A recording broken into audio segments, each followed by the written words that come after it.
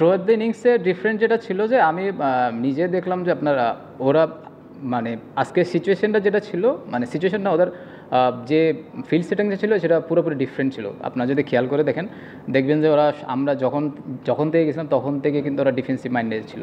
তো যখন defensive minded ছিল আমরা জানি যে ওরা এক অ্যালাউ করছে, তো আমরা ওইভাবে খেলার চেষ্টা করি। আমরা জানি যে এই টিমের সাথে যদি আমরা ওরা আমাদের পেশেন্ট নিয়ে খেলার চেষ্টা করছে, তো আমরা ওই পেশেন্ট নিয়ে খেলার চেষ্টা করছি।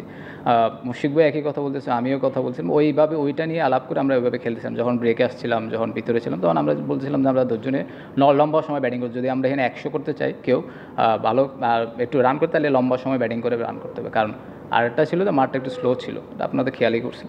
তো এই কারণে মনে হয় আমার কাছে মনে হয় যে একটু সবাই মানে ওই প্ল্যানেই ব্যাটিং করেছিলাম আমরা।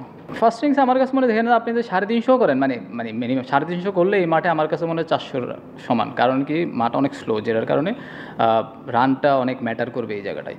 তো 350 400 হলে তো আলহামদুলিল্লাহ, 400 450 হলে খুব ভালো। 350 মানে খুব খারাপ অবস্থায় যে 350 করেন তাও বেটার। কিন্তু আমরা এখন যে পজিশনে সে আমার কাছে মনে হয় 350 হবে না, আরও বেশি হবে, 450 হতে পারে।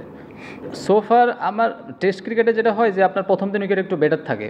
তো কালকে আপনার নতুন আপনার প্রথম 1 ঘন্টা একরকম থাকবে, তারপর সানটা পড়বে, তখন একটু রোদটা পড়বে, তখন একটু ঘুরবে। তো আজকের দিনে যতটুকু ছিল, আজকের দিনে আমার কাছে মনে হয়েছে 292 এটা এনাফ রান ছিল। আর উইকেটের চেয়ে যে জিনিসটা ছিল, ওরা আপনার দেখুন ওরা কিন্তু খুব ভালো ফিল্ড সেটিং করছে আর আমাদের ধৈর্য নিয়ে খেলার চেষ্টা করছে ওরা।